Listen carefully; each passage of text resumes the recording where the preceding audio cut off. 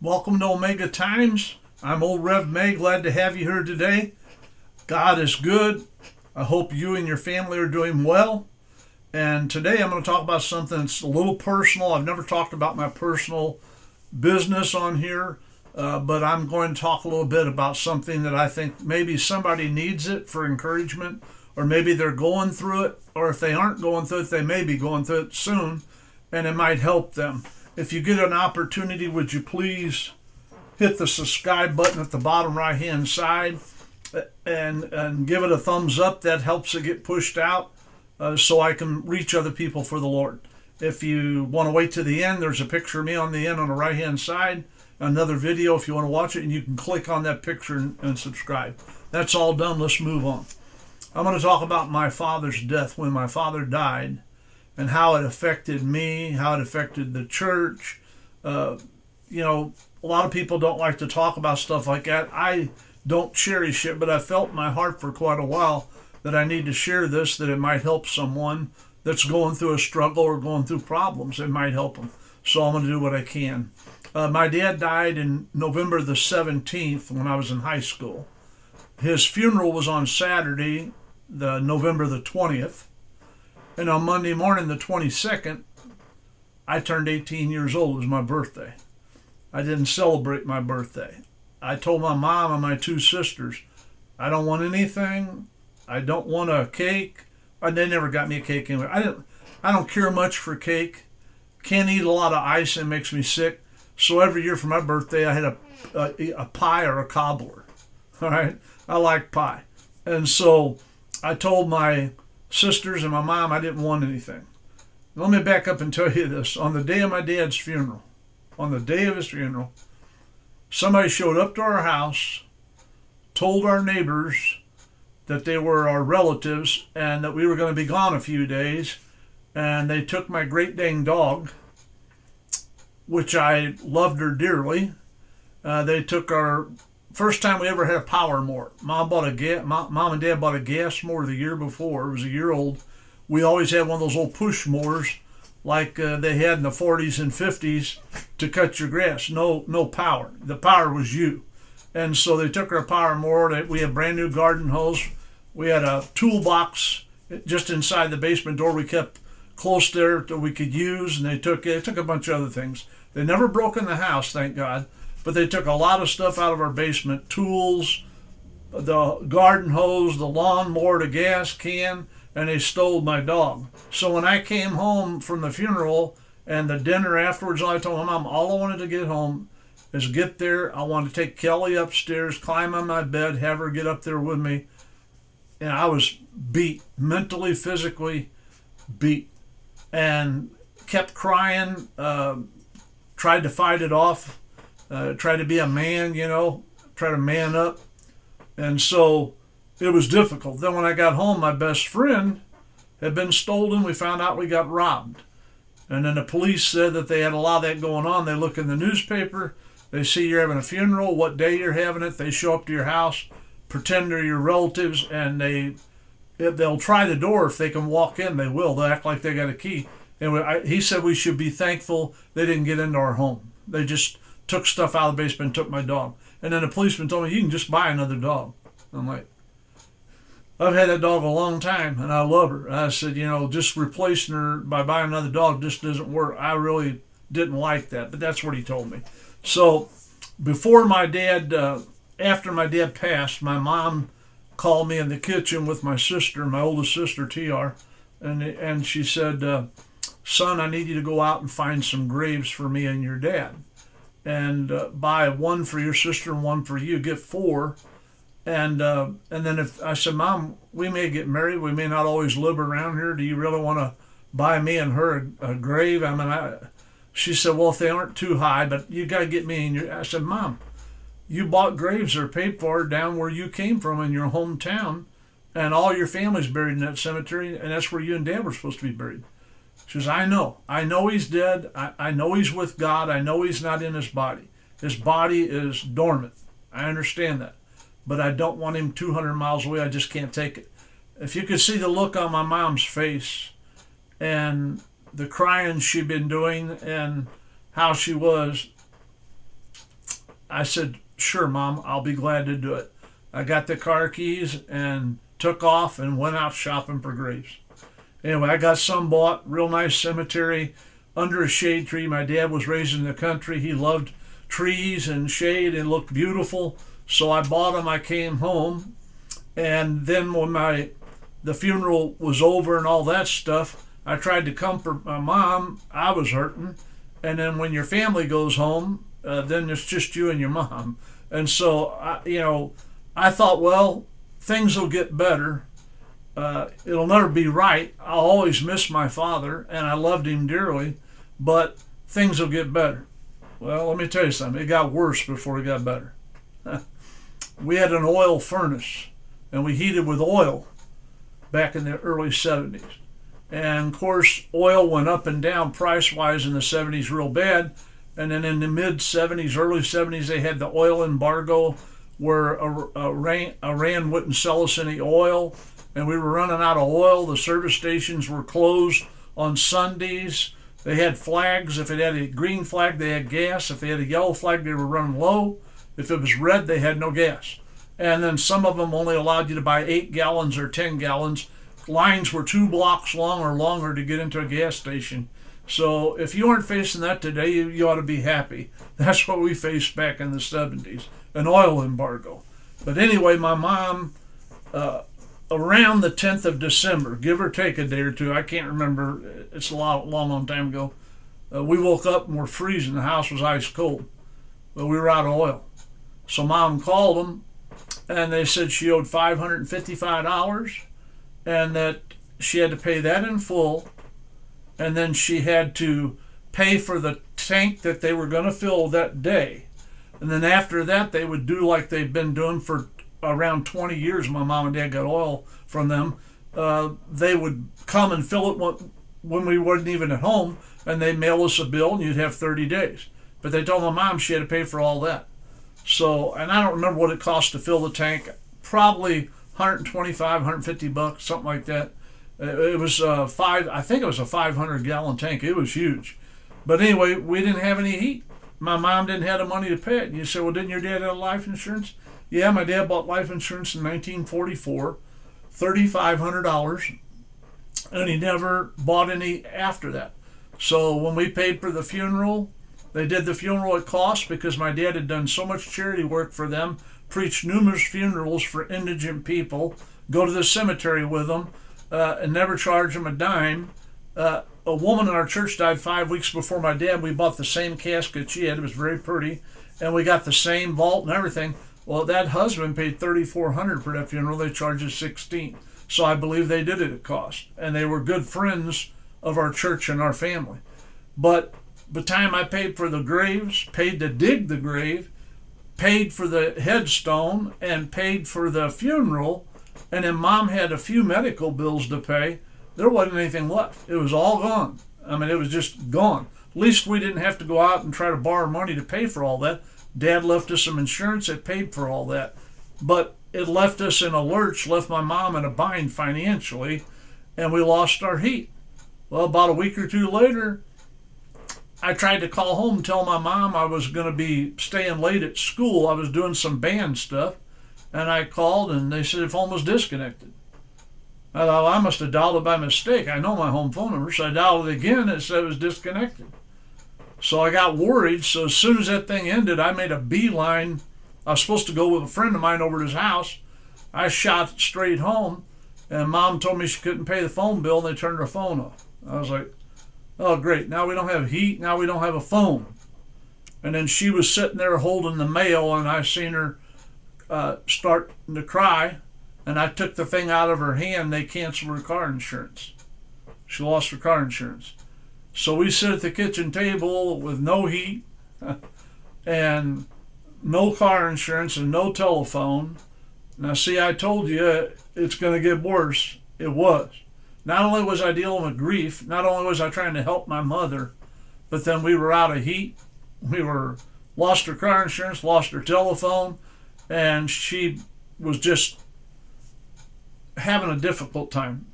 And so I put my arm around her, told her I loved her and everything. So what I did was I went out and sold my bicycle, and I sold. I had a coin collection, and I sold my entire coin collection that I'd worked hard since I was about 9 or 10 years old. For about 10 years, I collected coins, and I had a real nice collection. I sold my coin collection. I didn't tell my mom right up front because I knew she'd get aggravated, and I came and gave her the money. And she said, "Where did you get this?" I said, "I've been out hustling. I got some money. How much more is it going to take to get the phone back on?" Because it was the cheapest one. And Mom said, "Well, we're on about $20 short," or whatever it was. So I got some more stuff. I think I sold my record player. I was just doing everything I could. I was a janitor at church. I got $15 a week. I had to open the church every service. I had to close it, had to turn the furnaces on, turn them down, take care of the lights, snow, cleaning a church. It was a lot of work. A huge church, 127 feet long, 52 feet wide, and 2 stories tall. So it was a lot to do. So I was giving all that to my mom, and we finally got the phone back on. And then I started working on trying to get the car insurance. And I kept praying for snow because I knew if it snowed, I could go out with a shovel and I could hustle and I could make some money. But it didn't snow. And so I kept praying, asking God to help us. And I was trying to think of what else I could sell, other than my record player and my coin collection and my bicycle and, stuff like that. I sold a lot of stuff. And so I tried to help my mom as much as I could. And we went all winter. From the time we ran out of oil, we went the rest of December, all of January, all of February, all of March, no heat. My mom says, "You can't tell anybody. I don't want anybody to know about this. It's our problem. We'll take care of it." And I said, "Okay, if that's the way you want it, Mom, that's the way it'll be." I said, "But I'm going to do everything I can to help you." Well, what happened was when my dad passed, at that time, a lot of people were moving out of the city and were moving to the county. They moved 25, 35 miles away, so they had nothing against the church in they just moved away. And so they found a church closer to home. So we were losing quite a bit of people like that. And at that time, about 40 people in our church, maybe a little bit more, were from Illinois. They drove over to our church in St. Louis and went to church. There were about 40 of them from Illinois. And so we had some people that didn't like my mom preaching, and so they left. Or, they quit, whatever you want to call it. It wasn't a bunch of them. I'd say probably 10% of the congregation. The church board agreed to have her to carry on because she'd been preaching on and off when Dad got sick or had a heart attack. She'd been preaching on and off for 6 years, and she was licensed through the Pentecostal Church of God. Now, I know there's people out there who don't believe in women preachers. They should be silent in church. They have no right to speak out, etc., etc. Please do me a favor, all right? I've studied the Bible my entire life. I've taken all sorts of Bible courses and Bible schooling, went to Bible school for a year and took classes and everything. I'm not an expert, but don't mock my mother. Don't get on there and make comments about women preachers and all that. We don't need that, all right? You work out your own salvation, I'll work out mine. I do have a video I'm working on about, can women preach in the church, or can they be a pastor? Should they prophesy in the church? What does the Bible have to say about it? I'll deal with that on another video, but please don't go against my mother on this video. I won't appreciate that, and I don't think it's a good thing to do.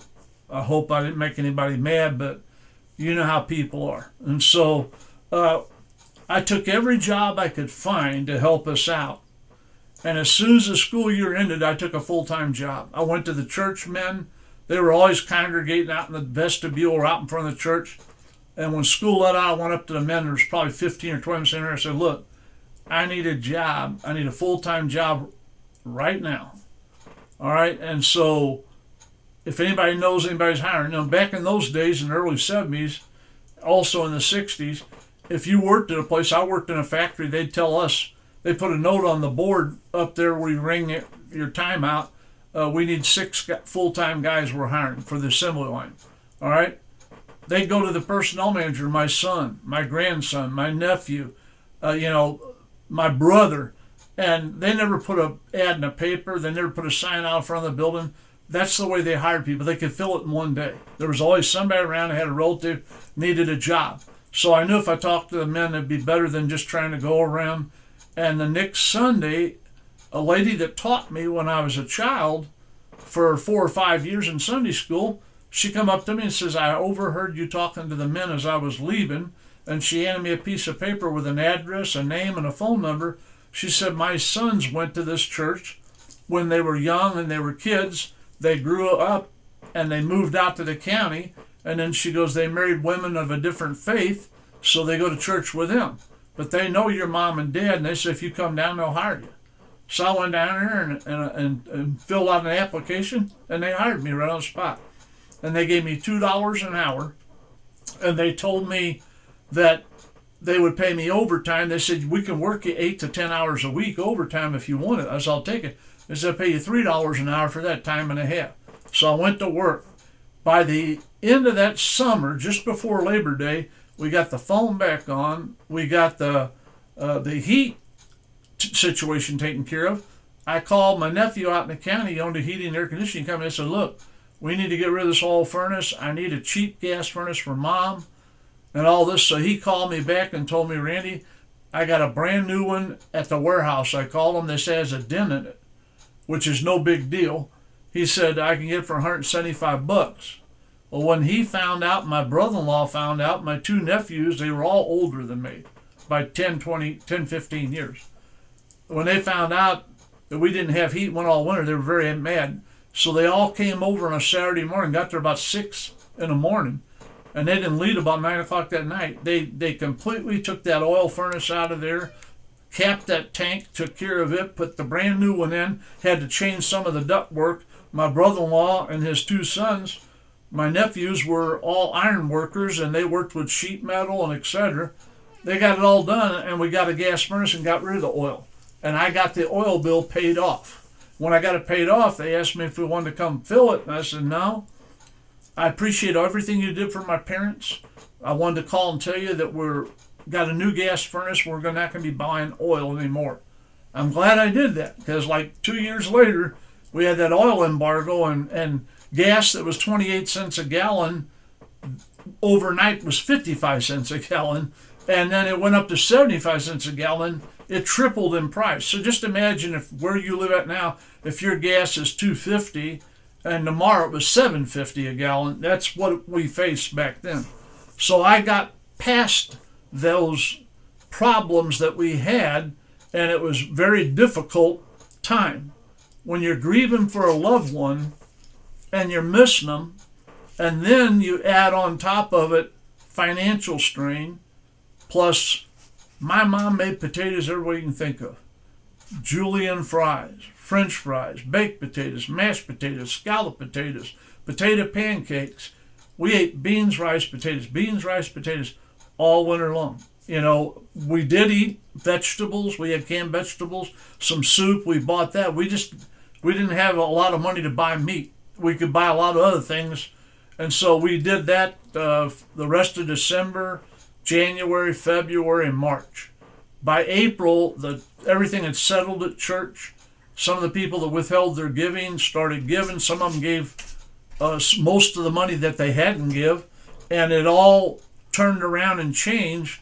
And that helped my mother also. And the church leveled off. Like I said, we only lost about 10% of the people, but a lot of people quit giving and held back till they seen what was going to go on. And they had a big church meeting, and the board ratified her, and everything was done publicly, and everybody that clapped and stood up, you people gave a testimonial, and they were happy, and they wanted to talk about my dad and everything he'd done for them. They had a kind of a service like that.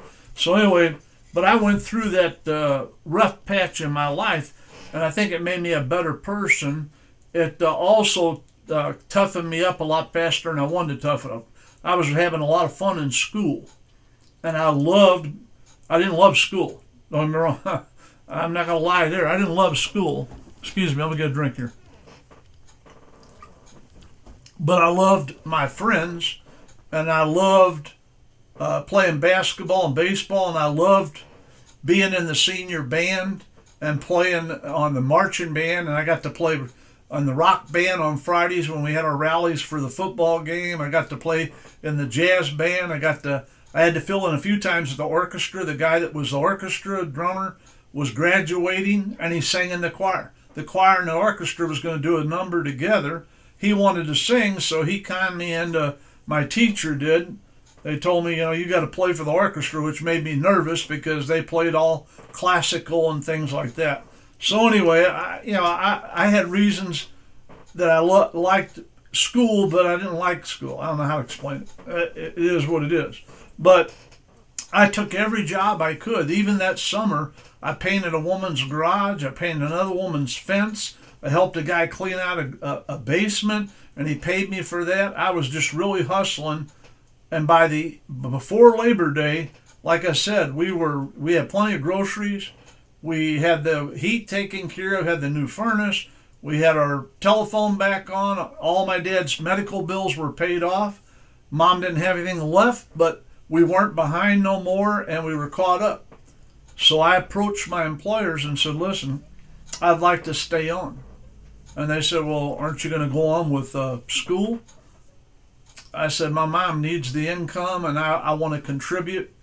And so I asked them if I could stay on. They said, well, if you stay on, we're going to pay you $2.50 an hour instead of $2, and you'll get $3.75 an hour for every hour of overtime you work.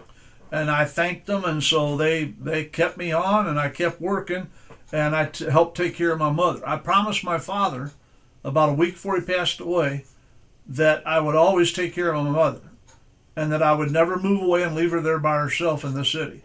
And I didn't. I didn't move till after my mom passed away. Then I left. I hated it there. Not at church, not at work. People I worked with were good people. The brothers that hired me were wonderful guys, but I hated living in the city. And every summer I spent 6 to 8 weeks or 4 to 5 weeks with my family in a small town out of St. Louis, and that's where I wanted to live. I didn't want to live in the city no more.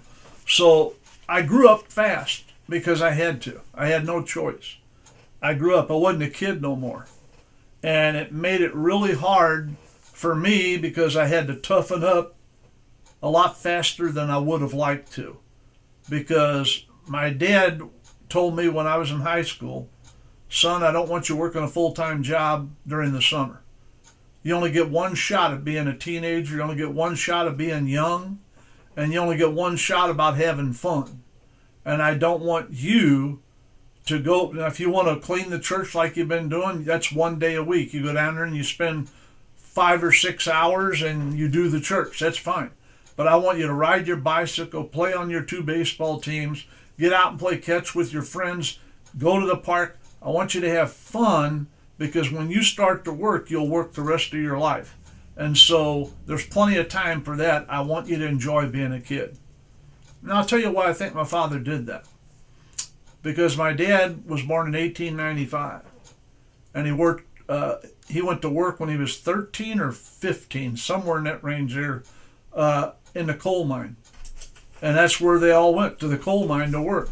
And my dad worked in the coal mine, and they had no electricity. They did everything by hand, and it was real hard work. And my dad started to work when he got out of the 8th grade. They went right into the coal mine and started to work. He had a brother, Uncle Johnny, that went to World War I and fought. He got a couple of medals. The hometown paper has all this. A small town. I think they had 800 people, something like that. They had a big day at the park and had a dinner for him when he came back. They had a parade and welcomed him back from World War I. And while he was gone, they electrified the mine. They got rid of the mules. And my dad was a motorman, and he drove the coal in and out of the place and did the cars. Well, he'd drive the men sometimes down to their job, and then he'd wait there till he got the coal cars full, and then back the other way he'd go. And my uncle had only been there a few days, and when he stepped up, my dad stopped to give him a ride back to the elevator. When he stepped up, there were low roofs there. His head, they all had cloth hats. They didn't have hard hats back then. He touched those cables, electrocuted him. He fell right in my dad's arms and was dead. And my dad never got over that. I never heard my father talk about it. I brought it up one time, and I could see it was hurting him. So I told him to forget it. My mom told me everything. He couldn't talk. He blamed himself his entire life that if he would have let his brother walk out of the mine instead of trying to pick him up, he would be alive today. He carried that burden for a long time. I know he prayed about it, he talked to the Lord about it. My dad didn't share anything with me like that because he was a man. Boy, I tell you, my dad was a man's man. He played semi-pro baseball. He was a catcher. He was a semi-pro boxer, and he built 7 churches in 3 states as a minister and worked in the coal mine with mules and no electricity. My dad was a man's man. I did not have to look outside my home for my hero. I could look at my dad. This man had done it all. He had lived a full life. So I was really pleased to be his son. I never felt jealous. Over the years, I'd be somewhere preaching that they knew my dad, and I'd say, well, you did a good job. I said, thank you. They said, but you're not as good as your dad. And I'd say, well, that's a compliment. I appreciate that. I never will be. He was a great man. I'm not a great man. I'm just a good man. I never let it bother me. You know, I had a lot of people tell me that. Boy, you're not as good as your dad. And I said, well, okay. They said, but you did really good. You really, you did a good job preaching, and boy, I love your singing and all that. But, your dad was a real good preacher. I said, yeah, I'll agree with you on that. No problem. I never felt jealous of my dad. I was proud to be his son. But during that time, I'm going to give you one last thing here and I'll wrap it up. During that time, another thing that was hard on me, and I'm trying to show you that, the Bible says, let me read you John 16:33. This is the only verse I'll give you. Jesus says, in the world you will have tribulations, but take it a heart. I have overcome the world. In this world you will have a lot of tribulations. We're going to have tribulations and problems and troubles. Your dad died. You don't have a phone. You don't have heat. You don't have all the meat you want to eat. You don't have car insurance. It happens. It's just life, and you have to deal with it. And so, but when I went back to school, 2 or 3 weeks after I went back to school, I gave my mom everything I could, and I sold everything I could. She didn't find out till I had a bunch of stuff sold that I sold it. She started to cry. She felt bad. I told her not to worry about it. It's just stuff. If I ever want another record player, I can buy one down the road, which I did. And I can get another bike if I want, but I'm starting to drive more. We only have one car. That's all we had in the neighborhood. Each family had one car. You had to get your dad to let you use it if you wanted to use it. You didn't have your own car. Nobody could afford their own car. And so I told my mom not to worry about it. But I do remember this. I went to school and I didn't have any money to buy lunch. And I knew I could have borrowed some money off my friends. Somebody would have some money. But then I didn't know how fast I could pay them back because I'd been giving everything to my mom. And I had already sold just about everything that I could part with. So I went 3 or 4 days and never ate lunch. And a couple of my friends I sat at the table with said, you haven't ate. Well, why aren't you eating? You sick or something? I said, no, I just ain't got much appetite. After 3 or 4 days, my friends started getting a little more interested in it. And so I thought, well, when I get my next paycheck, I will hold some back for lunch. And I had something else I sold. I don't remember what it was, but I sold it, and it was enough where I could buy enough lunch checks. They give you a coin, either a quarter a piece, and you could eat lunch for 2 or 3 checks. You could buy what you wanted, depending on how much you wanted to eat. But I had enough lunch checks for like 2 months. And so I'd carry, 4 or 5 with me, go to school and buy my lunch. And then the next day I had enough, but I did go almost a week without eating lunch. And I didn't want my friends to know I couldn't even pay 50 cents for a lunch. And some of them used to come over to my house and visit with me. We'd play a game or whatever. I kept putting guys off. They said, what's wrong with you? You've come to my house 4 or 5 times. Why don't we come over there? I didn't want them to know we didn't have heat. And we didn't have potato chips and pop and lunch meat and cheese. I didn't want them to come over and find out. and then they go home and tell their parents, and then it goes through the neighborhood. And I didn't want people knowing. My mom didn't want that, and I didn't want it. So I just kept making excuses. If somebody showed up, I'd open the door. I'd step out immediately while I was talking to them and close the door behind me, because I didn't want to take them inside, even though they've been in my house many times. I didn't want to take them in because I didn't want them to know that we didn't have heat. We didn't have all the snacks that they were used to eating, and I couldn't pay for my school lunch. But you have to understand, folks, everybody faces tribulations. Everybody has problems. But God will never leave you. He'll never forsake you. He'll go with you till the end of the world. Were there times I questioned God? Yes. Were there times I was mad at God? No. I never did get mad at God. But I questioned why I had to go through this. And then I kept thinking, well, if my dad would have had more life insurance, if my dad would have had a savings account instead of putting everything in the church. And I'll just give you a real good idea. I'm not knocking church people. We have wonderful people I grew up with, people that I went to church with. Some went there for 20, 30 years or more with me and my family, and they are like family members. So I'm not talking, but my dad, we had a metal ceiling in the church. It was an old theater, and our seats went downhill like that. So the roof was like 15 feet up in the back. But down at the front where the platform was at, it was like 30 feet up. And it was metal. And we couldn't keep it warm in there. And when you sang, everything bounced around. It was horrible. My dad wanted to put a drop ceiling in, and the church board voted against it. They didn't want to spend the money. So they ran it by the board at the next board meeting. Same thing. They didn't want it. You got to understand, these guys were born around the time my dad was. Late 1890s, early 1900s. If you talked about carpet in the church, they say, I didn't have any carpet when I was a kid. They don't need carpet. Well, we don't need air conditioning. We never had air conditioning when I was a kid. We got by them when I was a teenager, and we never, they use that mentality. So my dad took his title to his car to the bank, borrowed $1,100 on his car, and hired the guys and put a drop ceiling in. The heat bills dropped by 60% or more at the church with the drop ceiling in. Not only that, my dad put all the speakers in the ceiling, and it sounded great. And not only saved us on heat, and the speakers sounded great, it looked beautiful. And people come in there like, oh my Lord, they really liked it, everything else, but he paid for it out of his own pocket. He made all those carpet. They enjoyed the reduced heat bill.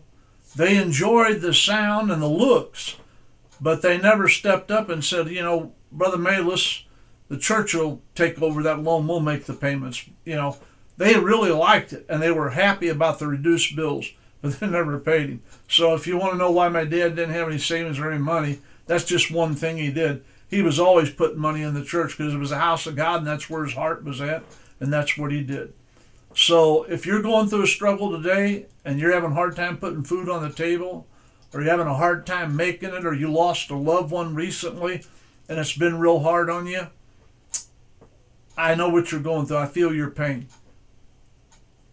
Comment if you want to comment. If you need prayer, ask. I'll be glad to pray. God loves you and I love you. And I want you to know that the tribulations, it says, that Jesus said that in the world you will have tribulations. But he told us not to worry about it because he had overcome the world. Jesus will help you get through everything. He won't keep you from having problems, but he'll help you through them. Yea, though I walk through the valley of the shadow of death. He didn't say you didn't have to go through the valley. You could miss it. He said he'd be with you when you went through it.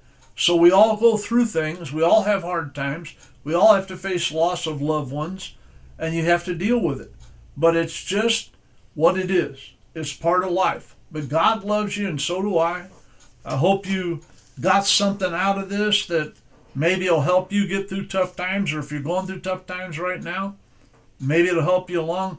God will take care of you. God will supply your needs according to his riches and glory. And you might have to, you do what you have to do. I took a job to help my mother, and I got out and hustled. I sold stuff. I did everything I had to do to help my mother so we could be all right. I don't regret any of it. I did it. It made me a better person, and it made me enjoy the good times even more because I'd been through some rough times. God loves you, and so do I. I hope you got something out of this. Thank you for your time this time. Till next time, old Rev May signing off. You have a wonderful day. And if you're going through tribulations now, joy is coming in the morning. Just hold on and ask God to help you. You will get through it.